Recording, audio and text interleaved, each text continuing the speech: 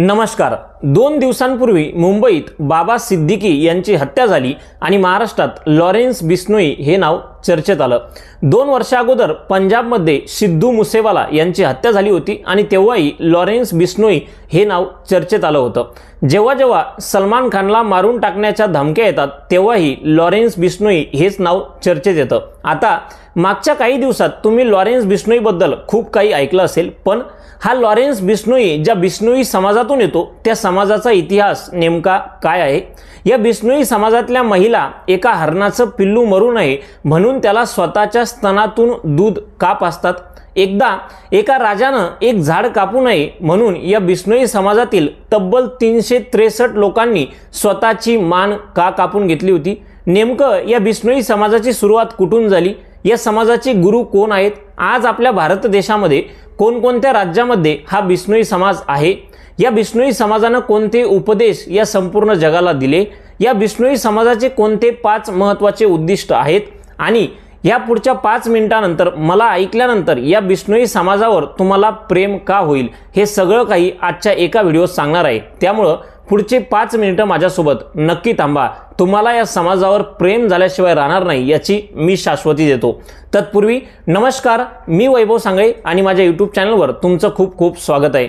जर पहिल्यांदा चॅनलवर आले असाल, चॅनलला सबस्क्राईब करा, लाईक करा, शेअर करा, साईडला दिलेली घंटा दाबायला विसरू नका, जेणेकरून माझा येणारा प्रत्येक व्हिडिओ सगळ्यात पहिले तुमच्या मोबाईलवर येईल।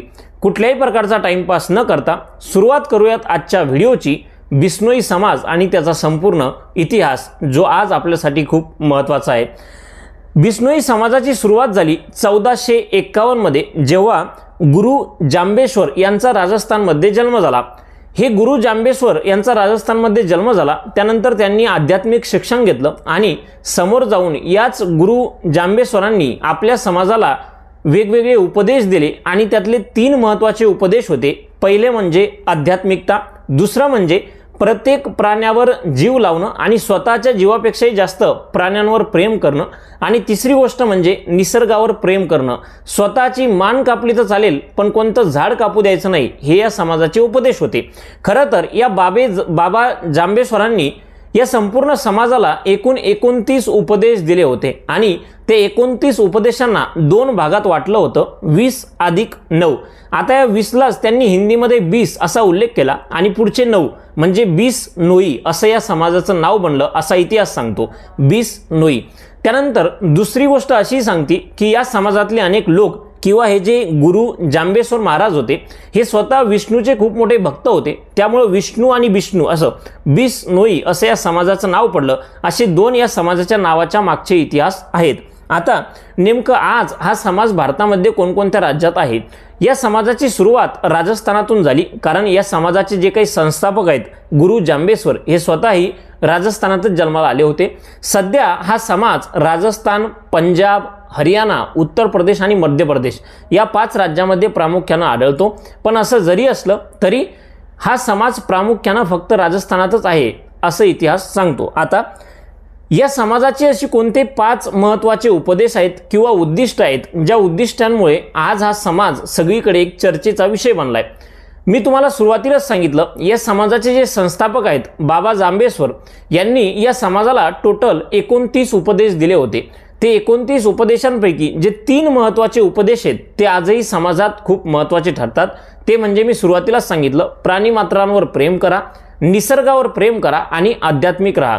आता या समाजाचं पहिलं उद्दिष्ट असं होतं की कधीही मांसाहार करायचा नाही, म्हणजे कुठल्याही प्राण्यांवर अन्याय झाला पाहिजे नाही। जर तुमच्या समोर कोणी प्राण्यांवर अन्याय करत असेल तर स्वतःचा जीव गेला तर चालेल, पण त्या प्राण्याचा जीव जाता कामा नये, अशी या बाबा जांबेश्वर महाराजांची पहिली आपल्या समाजाला शिकवण होती।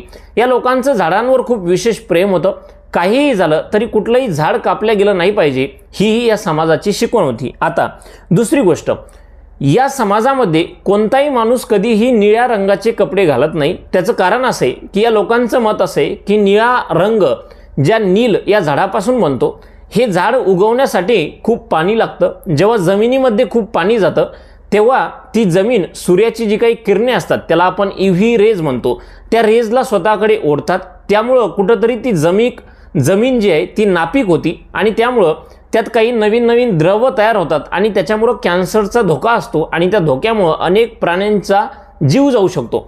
त्यामुळं ही लोक कधीही निळ्या रंगाची कपडे घालत नाहीत। एवढा विद्वान हा समाज आहे।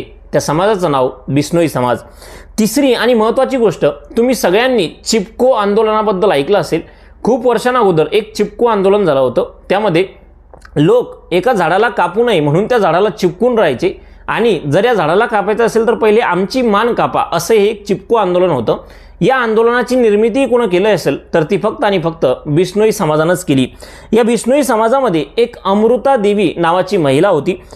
इसवी 1730 मध्ये एक राजा अजय सिंह म्हणून एक राजा होता। तो राजा अजय सिंह जंगलात गेला आणि एक झाड कापायला लागला। त्या झाडाचं नाव होतं खेजडी, ज्याला आपण मराठीमध्ये शमी असं म्हणतो। या बिश्नोई लोकांचं या खेजडीच्या झाडावर एक वेगळंच प्रेम होतं, कारण हे बिश्नोई लोक राजस्थानमध्ये राहायचे आणि वाळवंटात जेव्हा कोणत्याही झाडाची वाढ होत नव्हती तेव्हा या खेजडी झाडाची वाढ व्हायची, कारण त्याला खूप कमी पाणी लागायचं आणि वाळवंटात जी रेती असती त्या रेतीला हे खेजडी झाडाचे मुळं नेहमी धरून ठेवायचे। त्यामुळं बिश्नोई समाजाचं प्रत्येक झाडावर प्रेम तर होतंच, पण त्यातल्या त्यात या खेजडी झाडावर खूप विशेष प्रेम होतं। त्यामुळं हा राजा अजय सिंह 1730 मध्ये हे खेजडीचं झाड कापायला आला।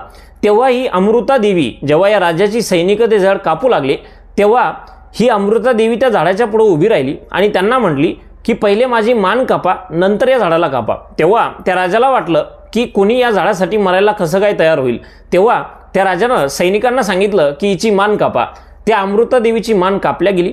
त्या अमृता देवीच्या पाठोपाठ तब्बल 363 लोकांनी आपला जीव संपवला, पण ते झाड कापू दिलं नाही। म्हणजे एका झाडासाठी या समाजातल्या 363 लोकांनी आपली मान कापून घेतली होती। खूप जुनी घटना नाही, 200-300 वर्षापूर्वीची, म्हणजे 1730 ची घटना आहे। आता यावरून तुम्हाला कळेल की निसर्गावर या समाजाचं किती प्रेम असू शकतं। आज जेव्हा संपूर्ण जगामध्ये निसर्ग वाचवण्यासाठी अनेक मोठमोठ्या संस्था आहेत, पण तरीही त्या काहीही करू शकत नाहीत। अशा वेळेत जर या बिश्नोई समाजाच्या हातात निसर्ग दिला तर निसर्ग खरंच वाचेल का, हा मोठा प्रश्न आहे। त्यानंतर पुढची गोष्ट, या समाजामध्ये निहाल चंद्र बिश्नोई नावाचा एक माणूस होता।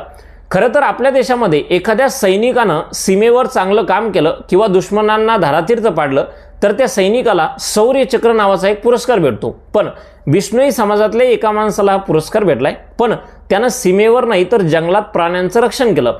एकदा जंगलात शिकारी गेले हरणांना पकडण्यासाठी।